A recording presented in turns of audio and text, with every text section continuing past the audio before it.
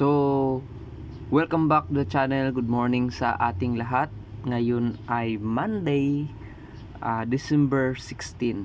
So, welcome sa ating weekly analysis. So, beginning of the week Forex analysis. So, ngayon, ang titingnan natin is yung DXY. So, ito ay currency index ng US dollar. So, technical chart muna tayo.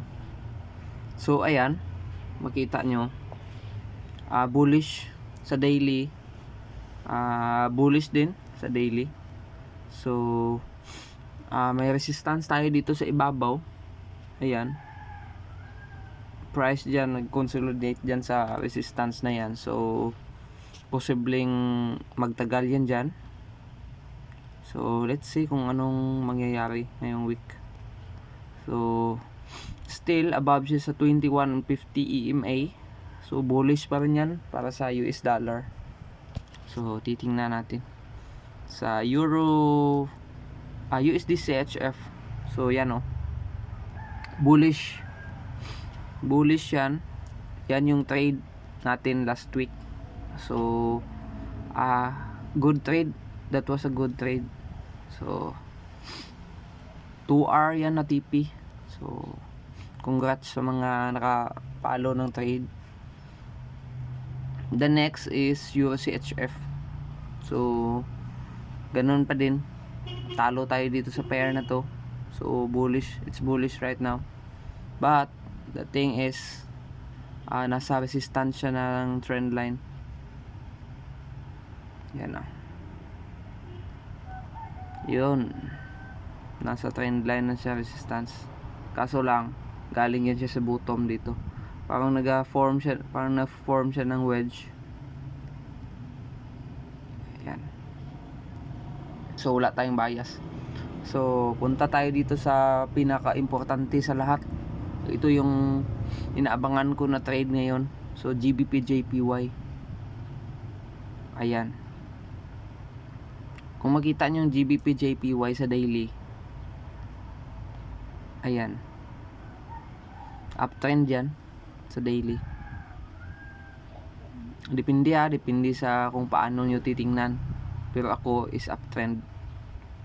Taan nyo yung trend line na malaki. And then price broke this trend line. Yan, kita yung trend line na yan. Yan mismo, na broke niya yung trend line na yan. And then it created a new trend line, smart lower time frame trend line. So 4-hour trend line, healthy, sobrang napaka healthy. Ayan, kung makita mo, na-hold niya yung trend line na yan. So EMA, dalawang EMA, 21 at 50.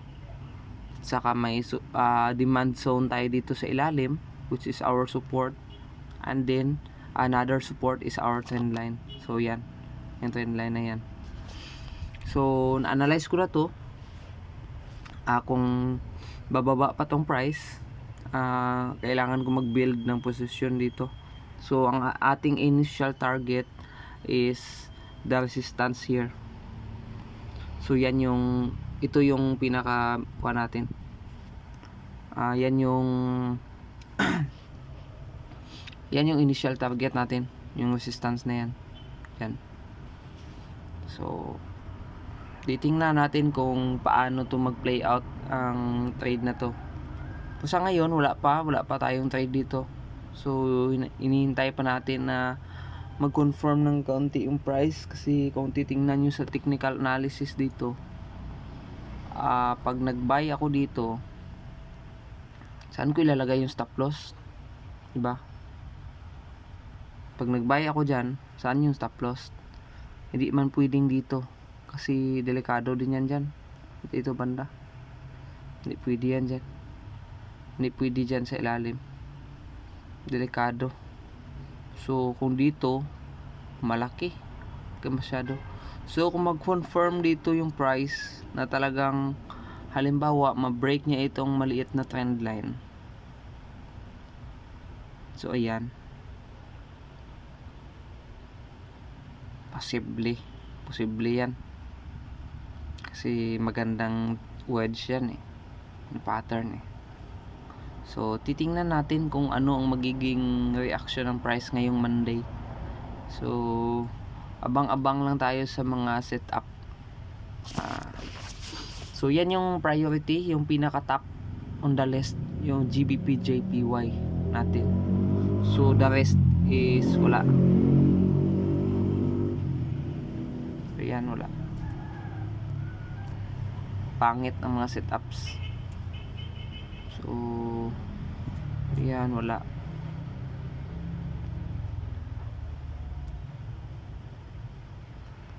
Walang setup dito. So yan lang.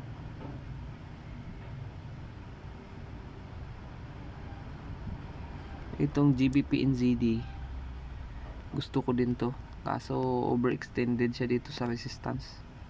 Parang alanganin mag-hold yan, kasi titingnan nyo sa 4 hour, wala short term trend line, wala na, right? Wala. Dito babagsak pa yan tingnan natin kung mag-hold. So yun lang muna guys, don't forget to subscribe to the channel. Abang-abang lang sa mga next analysis and next trade natin. So kita kits, see you in the next video.